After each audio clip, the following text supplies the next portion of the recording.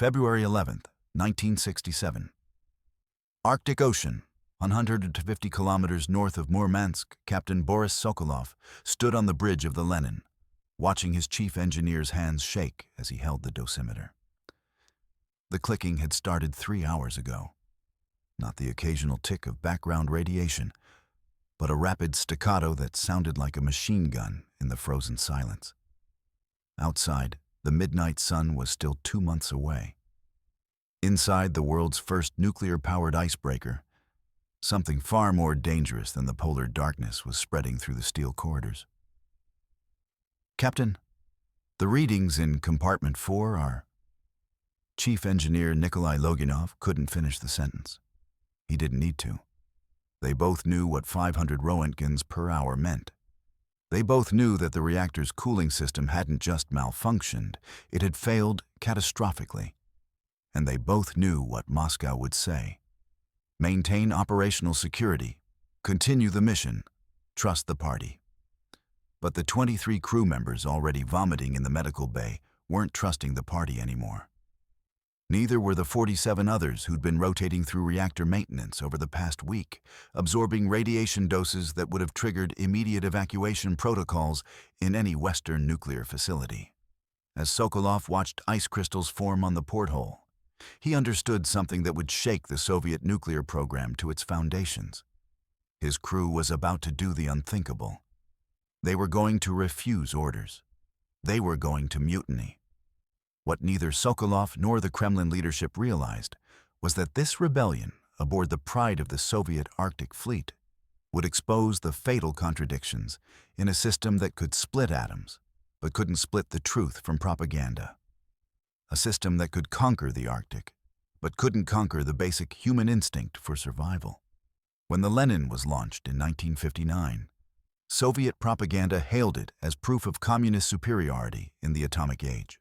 Premier Nikita Khrushchev himself attended the christening in Leningrad, declaring, "This ship demonstrates that the USSR has mastered the peaceful use of atomic energy more completely than any capitalist nation. While the Americans build weapons, we build the future." The Western press grudgingly agreed.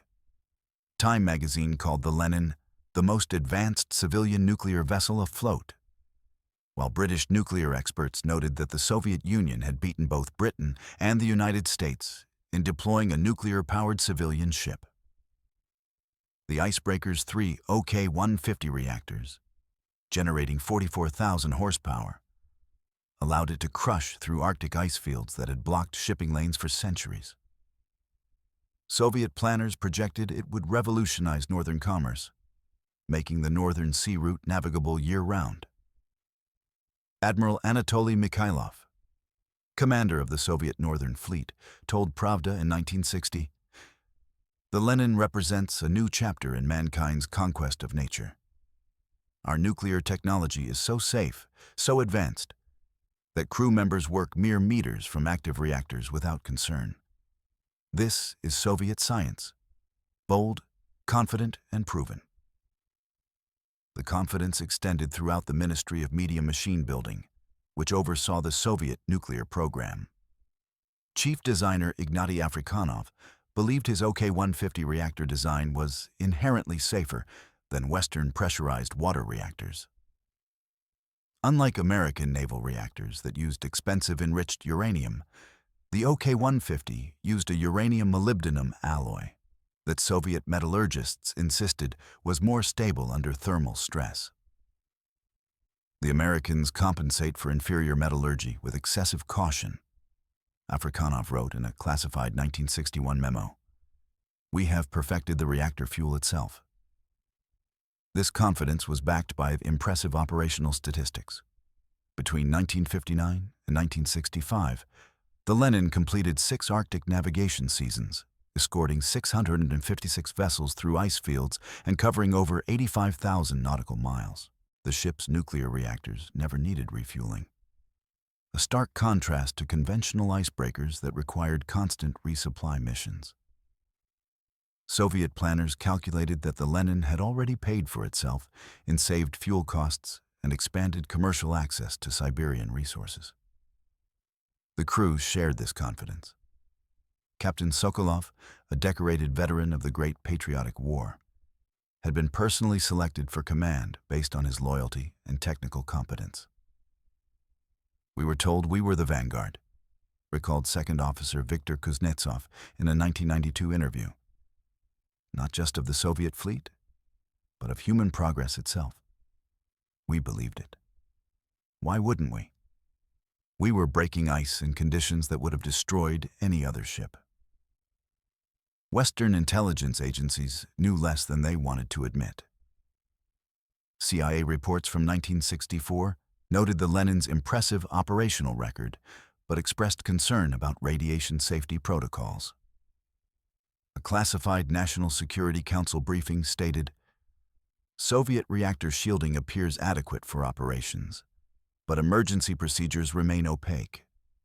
The USSR has not published any nuclear safety incidents involving the vessel, which either indicates superior design or superior propaganda." The Americans were onto something.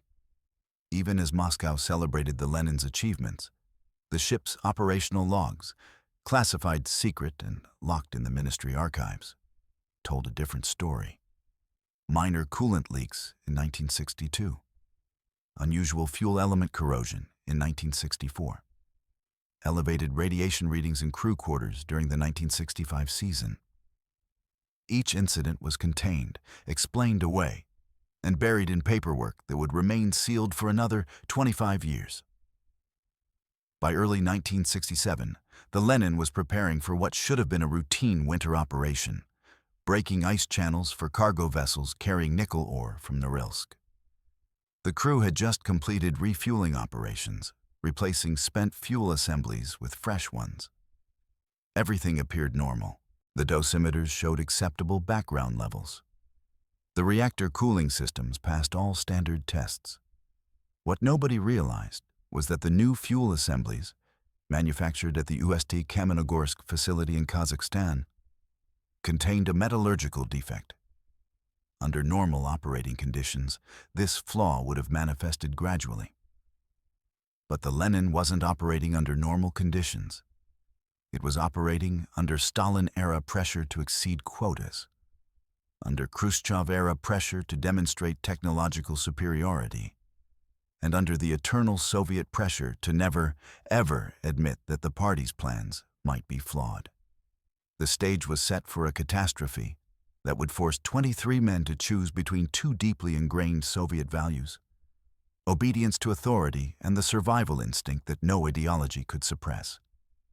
The road to mutiny began not in February 1967, but in August 1953, when the Soviet Council of Ministers issued Resolution number 28872-11 on the construction of a nuclear-powered icebreaker. Stalin had died 5 months earlier, and the new collective leadership needed a propaganda victory to demonstrate continuity and competence. A nuclear icebreaker would serve multiple purposes: opening Arctic shipping routes, projecting Soviet power into the polar region, and proving that Soviet nuclear technology wasn't just for weapons. The project was assigned to the Ministry of Medium Machine Building, the same secretive bureaucracy that had built the Soviet atomic bomb. Chief designer Afrikanov assembled a team of nuclear physicists, marine engineers, and metallurgists, all working under intense pressure and absolute secrecy. The design specifications were ambitious to the point of recklessness. A vessel that could break through 2.5-meter thick ice, operate for years without refueling, and carry a crew of 243 men who would live mere meters from active nuclear reactors. Afrikanov's OK-150 reactor design reflected a distinctly Soviet approach to nuclear engineering. Rather than the highly enriched uranium used in American naval reactors, the OK-150 used a uranium-molybdenum alloy with lower enrichment. This decision was partly economic. Enriched uranium was expensive and needed for weapons production, but also ideological. Soviet engineers prided themselves on achieving results through superior materials science rather than brute force engineering. The 3 reactors were arranged in a triangular configuration, each generating approximately 90 megawatts thermal. Cooling was achieved through a pressurized water loop that transferred heat to steam generators, which drove the ship's turbines. On paper, the system was elegant. In practice, it placed extraordinary demands on the uranium-molybdenum fuel elements, which had to maintain structural integrity under extreme thermal cycling as the ship transitioned between full-power icebreaking and lower-power cruising. Construction began at the Admiralty Shipyard in Leningrad in 1956. The hull was launched on December 5, 1957, the same year the Soviet Union launched Sputnik. The symbolism was intentional. Just as Sputnik proved Soviet mastery of space, the Lenin would prove Soviet mastery of the atom. When sea trials began in September 1959, Western intelligence scrambled to assess the implications. The CIA's Office of Scientific Intelligence concluded that the USSR has demonstrated unexpected capability in nuclear marine propulsion, adding ominously, "Radiation safety protocols aboard the vessel remain unknown." Those protocols were indeed unknown, because they barely existed. Soviet nuclear safety culture in the late 1950s was still shaped by the crash weapons program of the 1940s, where radiation exposure was treated as an acceptable cost of progress. Reactor crews were issued basic dosimeters, but given minimal training in radiation biology. Emergency procedures focused on maintaining reactor operation rather than protecting personnel. The assumption, stated explicitly in classified ministry documents, was that crew will demonstrate necessary discipline and sacrifice in service of socialist construction. Early operations revealed problems that couldn't be entirely concealed. During the 1960 navigation season, several crew members developed radiation sickness symptoms after working in reactor compartments.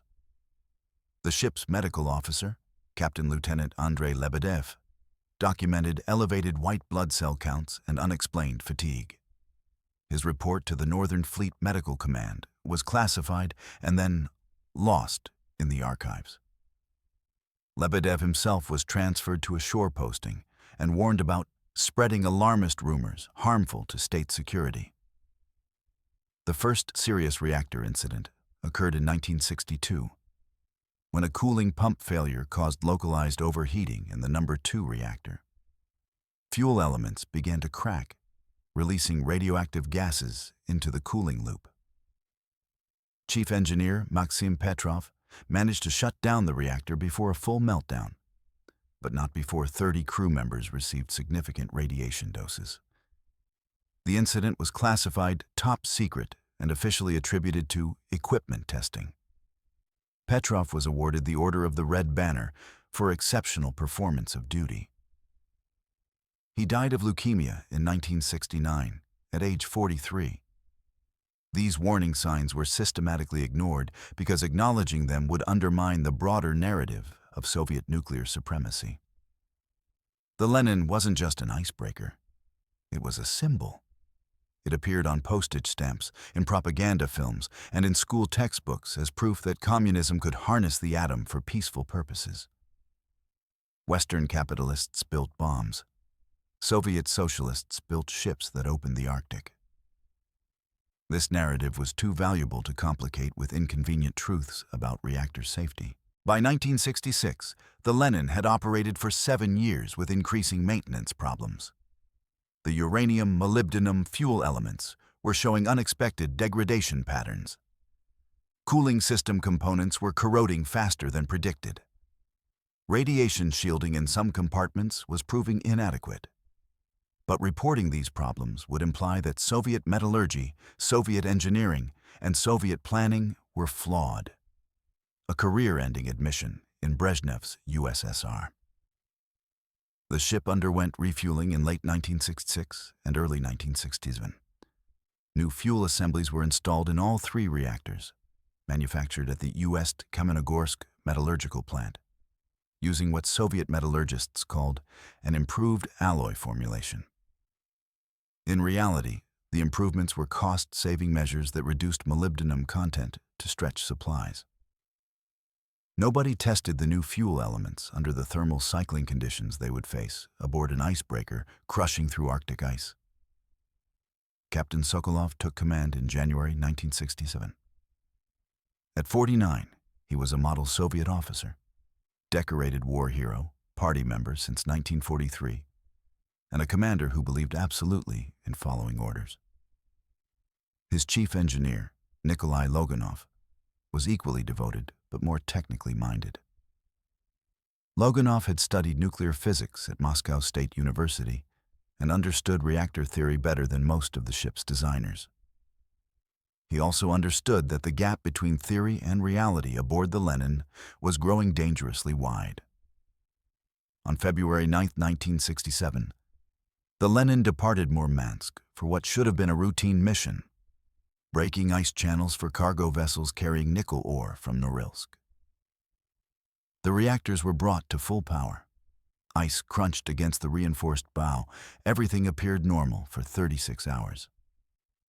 Then the clicking started. February 11, 1967, 0340 hours. Reactor technician Yevgeny Kashin woke in his bunk to a sound he couldn't immediately place. Not the usual groaning of ice against the hull, not the rhythmic thrum of the turbines. A sharp, insistent clicking that seemed to come from everywhere and nowhere. He fumbled for his dosimeter in the darkness. The needle was buried at the high end of the scale. Kashin ran barefoot down the corridor, dosimeter clutched in his hand, the clicking now unmistakable. Other crew members were emerging from their bunks, confused and frightened. "Get back," Kashin shouted. "Seal the hatches. Don't go aft." In the reactor control room, Chief Engineer Loginov was already bent over the instrument panels, his face illuminated by the sickly green glow of analog gauges. The number 2 reactor, the same one that had given trouble in 1962, was showing temperature readings that made no sense. Not catastrophically high, but climbing steadily despite the cooling system running at full capacity. And everywhere, that clicking. "Fuel element failure," Loginov said flatly when Captain Sokolov arrived. "Multiple elements, maybe 20 or 30. The uranium-molybdenum matrix is fracturing under thermal stress. We're getting fission products in the cooling loop." "Can you contain it?" "I'm trying to." Loginov's hands moved across the controls with practiced precision, adjusting flow rates, balancing pressures. "But if the fuel geometry changes enough, we could get localized criticality, and we're already contaminating the entire primary cooling system." By 0600 hours, the situation had deteriorated from serious to catastrophic. Radiation levels in the reactor compartment reached 500 Roentgens per hour, enough to deliver a fatal dose in minutes. The cooling loop, now carrying dissolved fission products, was spreading contamination throughout the ship. Crew members who'd been working near pipes and valves were showing signs of acute radiation exposure. Nausea, vomiting, reddening skin. Sokolov radioed Northern Fleet headquarters in Severomorsk. "Reactor emergency. Significant fuel damage. Request permission to shut down and return to port." The response came 90 minutes later, delivered in the bureaucratic language that characterized Soviet crisis management. "Continue mission. Implement temporary containment measures.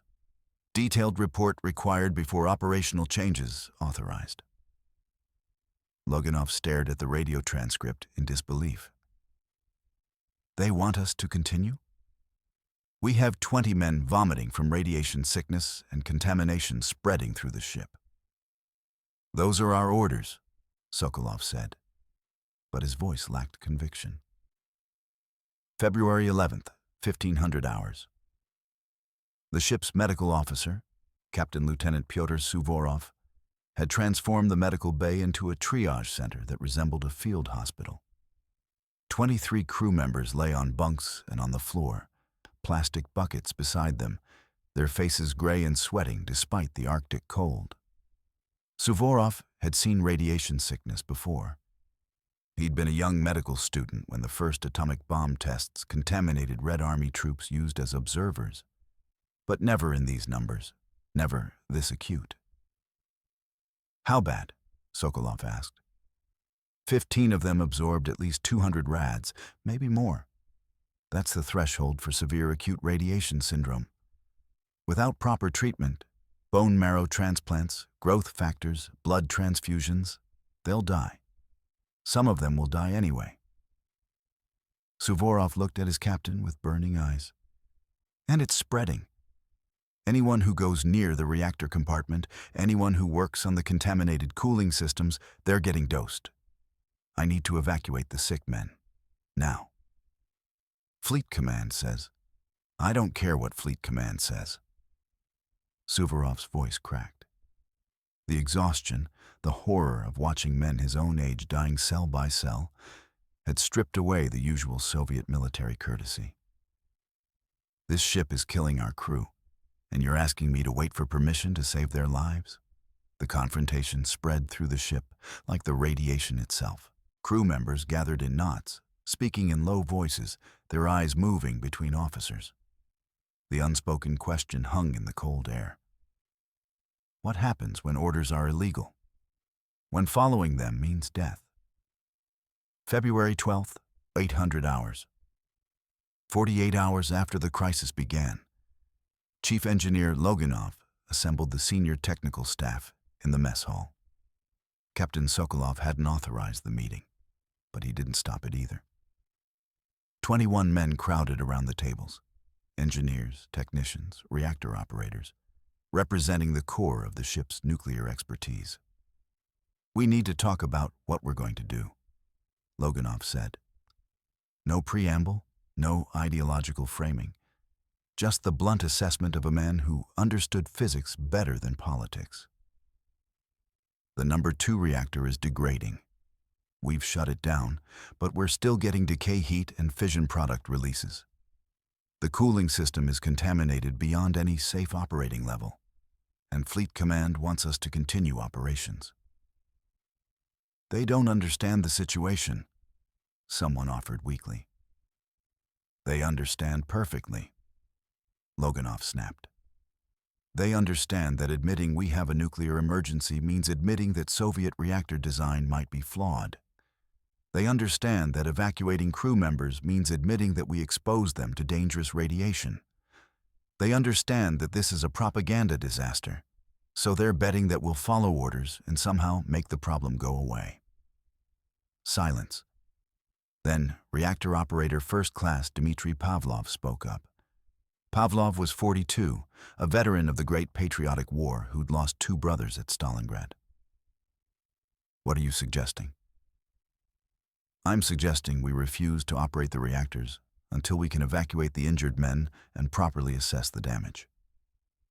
I'm suggesting we tell Moscow that some orders can't be followed because they violate basic safety and human decency. Loginov paused. I'm suggesting mutiny. The word hung in the air like a physical presence. Mutiny. In the Soviet military, it was more than a crime. It was ideological treason, a rejection of party authority that could be punished with execution. Every man in that room had taken an oath of loyalty. Every man knew what happened to those who broke it. They'll call us traitors, someone said. They'll call us dead if we stay here, Pavlov replied. My dosimeter shows I've already absorbed 180 rads since this started. How much more before my bone marrow shuts down? How much more before I'm lying in the medical bay coughing up blood? The debate raged for 2 hours. Some argued for following orders and trusting that Moscow would eventually see reason. Others pointed out that 23 men were already dying from trusting Moscow's judgment. The turning point came when Engineer Captain Vasily Orlov produced a small black notebook and began reading radiation exposure data he'd been secretly recording for 3 days. Since the fuel failure began, every man working in reactor spaces has exceeded the annual exposure limit. 23 men have exceeded the emergency exposure limit. 5 men, including me, have absorbed doses that will probably be fatal. Orlov's voice was steady, clinical. We're not talking about hypothetical risks. We're talking about documented poisoning of this crew by radiation that this ship is producing, and Fleet Command wants us to continue operations. The vote, when it came, was overwhelming. 19 of 21 men voted to refuse further reactor operations until medical evacuations were completed and proper safety assessments conducted. 2 abstained. None voted to continue following Fleet Command's orders. February 12th, 14:30 hours, Captain Sokolov faced the most difficult decision of his career. His chief engineer had just informed him that the technical staff was refusing to operate the reactors, not refusing to work. They were still maintaining shutdown procedures, monitoring containment, but refusing to bring the reactors back online while injured crew members remained aboard. Technically, this was mutiny. Practically, it was common sense. Morally, and this was what kept Sokolov pacing his cabin for 3 hours, it was probably the right thing to do. At 1700 hours, Sokolov composed a radio message that would end his naval career. Northern Fleet Command, Lenin Actual. Following consultation with medical officer and senior engineering staff, assessed continued operations would result in additional severe radiation casualties. Respectfully request permission to proceed to Murmansk at best speed for medical evacuation and reactor safety assessment. Current position, coordinates, awaiting instructions. The deliberate phrasing avoided the word refuse or any admission of insubordination. But the meaning was clear. The Lenin was not continuing its mission, regardless of orders. The immediate Soviet response combined bureaucratic paralysis with furious damage control. Northern Fleet Headquarters initially treated Sokolov's message as a communication error.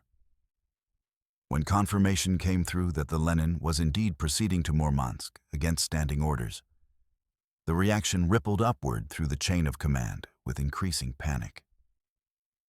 Admiral Mikhailov convened an emergency meeting at Severomorsk Naval Headquarters. The admiral faced an impossible situation. Publicly acknowledging a nuclear emergency aboard the Lenin would hand the West a massive propaganda victory. But failing to evacuate dying crew members could trigger an even larger scandal if word leaked. "How many crew are affected?" he demanded. 23 with severe acute radiation syndrome. Another 47 with significant exposure, his chief of staff reported. The ship's medical officer estimates fatalities unless they receive specialized treatment within 48 hours. And if we evacuate them? Every Western intelligence service will know we had a reactor accident within a week. The American CIA probably already knows. They monitor Northern Fleet communications constantly. Mikhailov made his decision with brutal calculus. Order the Lenin to proceed to Murmansk. Route her to the isolated berth at Atomflot Base. No contact with other vessels. Prepare the naval hospital for radiation casualties, but classify them as training accident victims. And get me the ministry. This goes above our level now. In Moscow, the news reached Andrei Kirilenko, secretary of the Central Committee responsible for industrial and defense matters. Kirilenko understood immediately that this wasn't just a naval incident. It was a challenge to the entire Soviet nuclear program's safety narrative. If the Lenin incident became public, it would raise questions about reactor safety at civilian nuclear power plants, nuclear submarine operations, and the entire framework of Soviet nuclear development. Lock it down, Kirilenko ordered. Complete information quarantine. Anyone who talks gets charged with revealing state secrets. And I want a full technical investigation, real technical analysis, not propaganda. We need to know if this is a one-time failure or a systematic problem with our reactor designs. February 14th, 1967. Murmansk. The Lenin limped into Atomflot Base under cover of an Arctic blizzard. meteorological coincidence that Soviet authorities treated as divine providence. Ambulances waited at the isolated berth, their windows painted over. The 23 most severely affected crew members were transferred to a sealed wing of the Naval Hospital, where they were registered under false names as industrial accident victims from Severodvinsk. Dr. Angelina Guskova, the Soviet Union's leading expert on radiation medicine, arrived from Moscow with a specialized treatment team. Guskova had treated victims from the first Soviet atomic bomb tests and would later treat Chernobyl victims. Her assessment of the Lenin casualties was grimly professional. Bone marrow suppression, gastrointestinal syndrome, hemorrhaging. Classic acute radiation syndrome at doses between 200 to 600 rads. We'll save most of them with aggressive supportive care, but some are beyond help. Western intelligence detected something was wrong almost immediately. NSA listening posts in Norway picked up unusual encrypted traffic between Murmansk and Moscow. CIA analysts noted the sudden cancellation of Lenin's scheduled operations and her unexpected return to port. A February 18th intelligence brief concluded, high confidence that Soviet nuclear icebreaker Lenin experienced significant operational problem, possibly reactor-related. Nature and extent of problem remain unclear. The British were more direct. MI6 station chief in Oslo cabled London.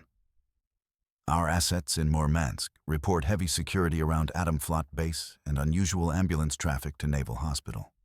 Possible nuclear accident aboard Lenin. Investigating. In Moscow, the cover-up was taking shape with characteristic Soviet thoroughness. All Lenin crew members were confined to base and issued written warnings about state security obligations.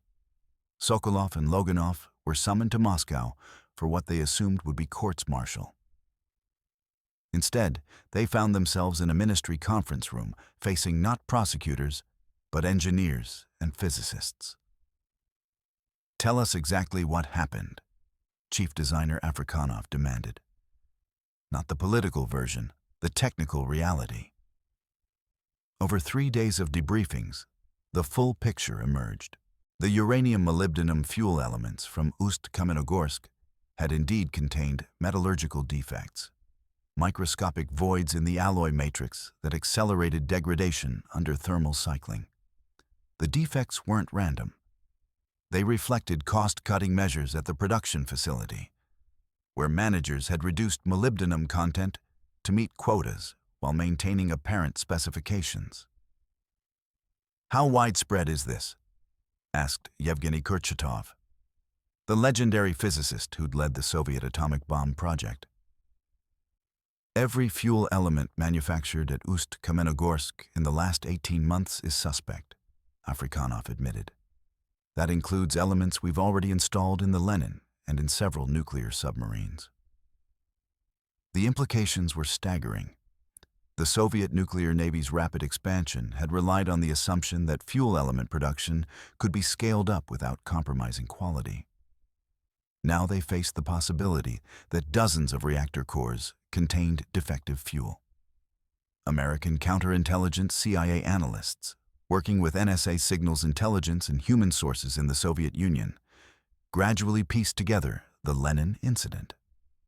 A March 1967 national intelligence estimate concluded, the USSR experienced a significant nuclear accident aboard the icebreaker Lenin in February 1967, involving reactor fuel failure and crew radiation exposure. Soviet authorities have successfully concealed specifics, but patterns of communication and personnel movements indicate serious technical problems with their nuclear propulsion program. The Americans faced their own dilemma.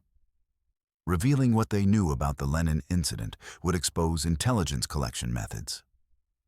President Lyndon Johnson's national security team decided to stay quiet, but watch carefully for any indication that Soviet nuclear safety problems might affect strategic stability.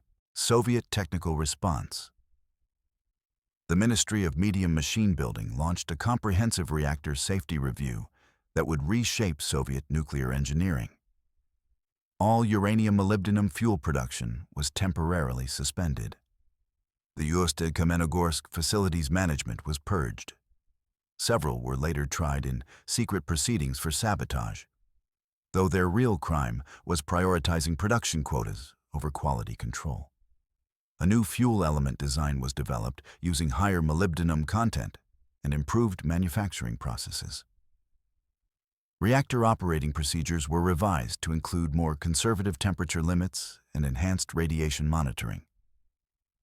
Most significantly, the incident forced Soviet authorities to acknowledge, at least internally, that their reactor safety culture was inadequate.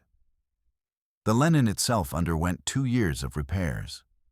The damaged number 2 reactor was completely replaced with an improved OK-150A design. New radiation shielding was installed throughout the ship.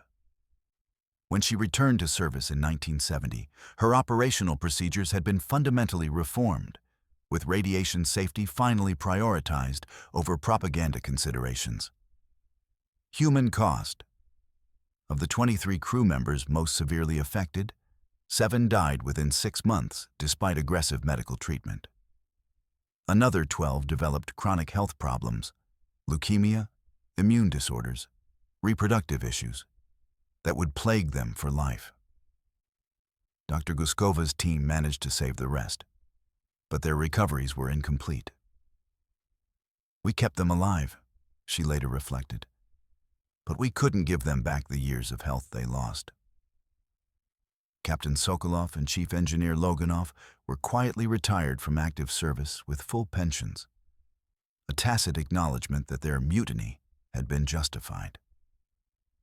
Neither was prosecuted, but neither was publicly commended. They existed in a Soviet bureaucratic limbo. Not heroes, not traitors, just men who'd made Moscow uncomfortable by forcing difficult truths into the open. The crew members who'd voted to refuse reactor operations faced varying fates. Most were transferred to other assignments and warned to never discuss the incident. A few, like reactor operator Pavlov, were discharged from service altogether, officially for medical reasons, unofficially for demonstrating insufficient political discipline. Ripple effects. The Lenin incident influenced Soviet nuclear policy in ways that would only become clear decades later. When the Soviet civilian nuclear power program expanded in the 1970s, reactor safety protocols were significantly enhanced based on lessons from the Lenin. When Chernobyl exploded in 1986, investigators found that the disaster partly reflected the same cultural problems that had endangered the Lenin.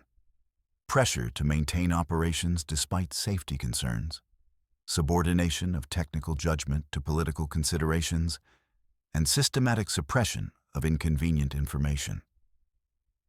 The incident also affected Cold War dynamics in subtle ways. American intelligence analysts, aware that Soviet nuclear technology had serious flaws, became less worried about a surprise Soviet breakthrough that might destabilize deterrence.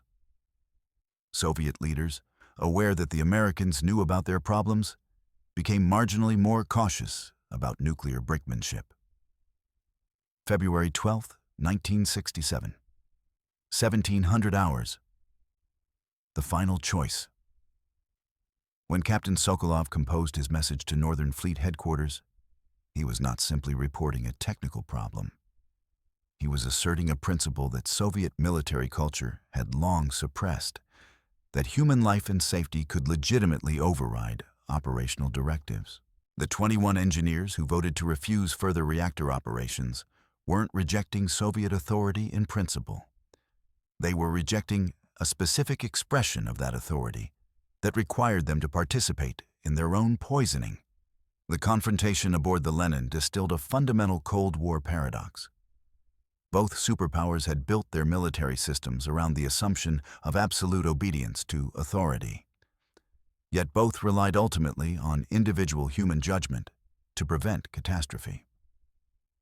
American nuclear submarine commanders had the authority to launch missiles independently if communication with Washington was lost. Soviet Strategic Rocket Forces officers had similar authority. The system worked only because thousands of individuals with their fingers literally on nuclear triggers chose not to use them without clear justification. The Lenin crew made their choice for simpler reasons than geopolitical stability. They wanted to survive. But the implications rippled far beyond one contaminated icebreaker. When Sokolov's message reached Moscow, it forced Soviet leadership to confront an uncomfortable truth. Their nuclear program safety culture was broken, and propaganda couldn't fix it. By March 1967, the full scope of the crisis had become clear. The defective fuel elements from Ust-Kamenogorsk had been installed not just in the Lenin, but in 6 nuclear submarines and 2 other planned icebreakers. The submarines' reactors were operating normally, so far, but the potential for similar failures was real. The Soviet Navy faced a choice: acknowledge the problem and replace all suspect fuel elements at enormous cost and schedule disruption, or gamble that the submarine's different operating profiles wouldn't trigger the same failure mode. They chose to replace everything. Between March and November 1967, in a massive classified operation, the Soviet Navy systematically refueled every vessel containing suspect elements. The cost in rubles was staggering.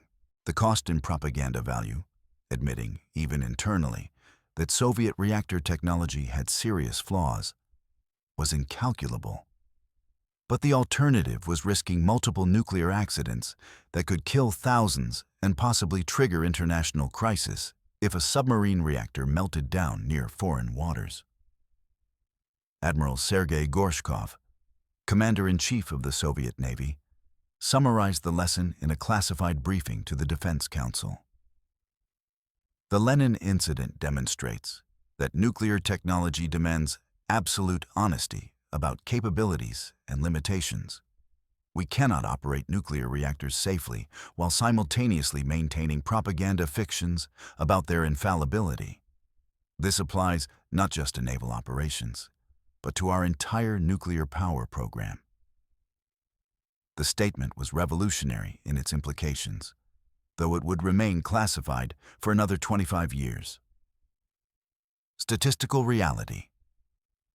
The Lenin incident's ultimate toll: 7 dead from acute radiation syndrome, 38 crew members with chronic radiation-related health problems, 2 years of lost operational availability for the ship, approximately 200 million rubles in repairs and refueling operations across the fleet, and incalculable damage to internal Soviet confidence in their nuclear program's safety culture. But measured against what could have happened, the outcome was almost miraculous. If Chief Engineer Loginov hadn't recognized the fuel failure early, if Captain Sokolov hadn't defied orders to continue operations, if the crew hadn't mutinied against procedures that would have killed them, the Lenin could have suffered a complete reactor meltdown in the Arctic Ocean, creating a radioactive catastrophe that would have dwarfed the incident that actually occurred. Western observers who later learned of the incident drew their own conclusions. A 1992 CIA retrospective on Soviet nuclear safety noted, "The Lenin incident of 1967 demonstrated both the weaknesses and unexpected strengths of the Soviet system. The weaknesses: production pressure overriding safety, suppression of technical dissent, propaganda constraints on honest assessment, nearly caused catastrophe.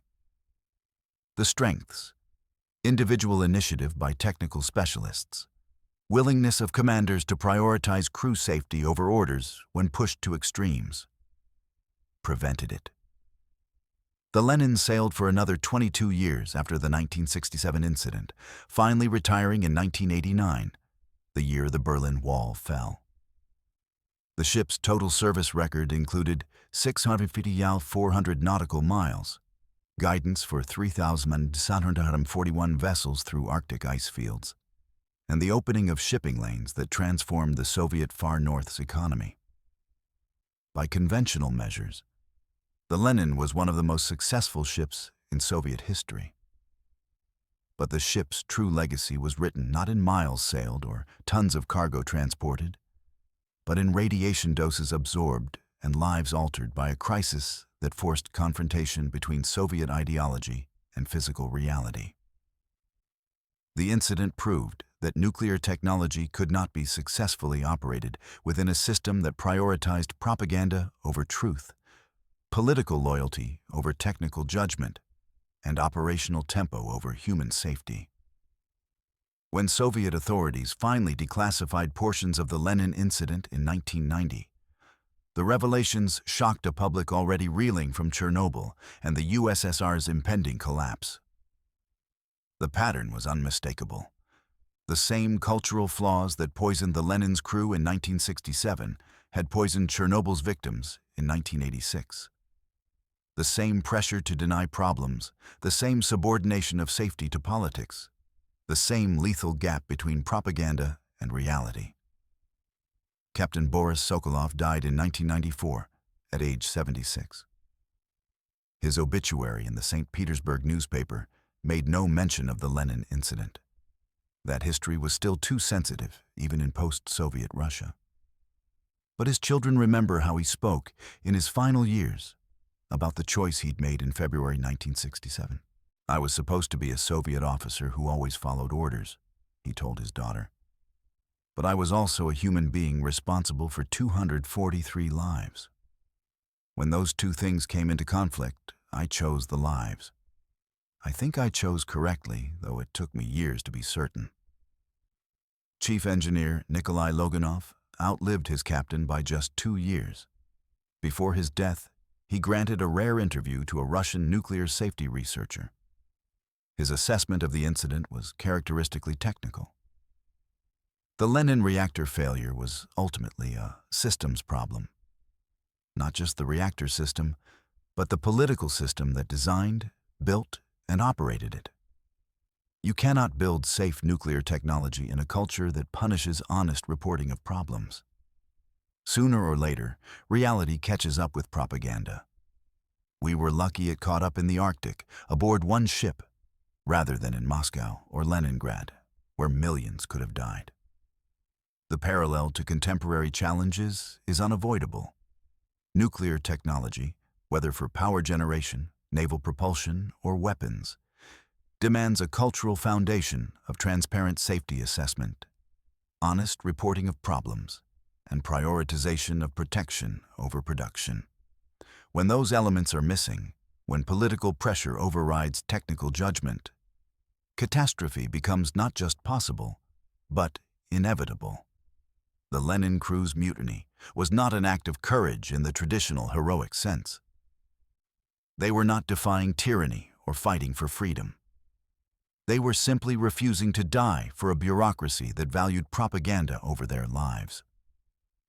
In the context of the Cold War, where millions of people lived under the shadow of potential nuclear annihilation, their small act of self-preservation carried outsized significance. It proved that even in the most authoritarian system, even under the most intense political pressure, human beings retained the capacity to choose survival over obedience. On February 11, 1967, as dosimeters clicked in the frozen darkness of the Arctic Ocean, 23 Soviet sailors lying in a contaminated medical bay unwittingly wrote a chapter in Cold War history that Moscow desperately wanted to erase. They lived, most of them, because other men chose their lives over their careers. The lesson echoes across the decades. In the nuclear age, the most important safety mechanism is not technological, but human. The willingness to speak truth to power when the alternative is measured in Roentgens and ruined lives. The Lenin eventually became a museum ship, preserved at Murmansk. Tourists walk her decks today, viewing the bridge where Sokolov made his choice and the reactor compartments that nearly became crew tombs. Few visitors know the full story. The official placards mention technical difficulties overcome, but not the mutiny, not the radiation poisoning, not the confrontation that nearly destroyed careers to save lives. But the ghosts know.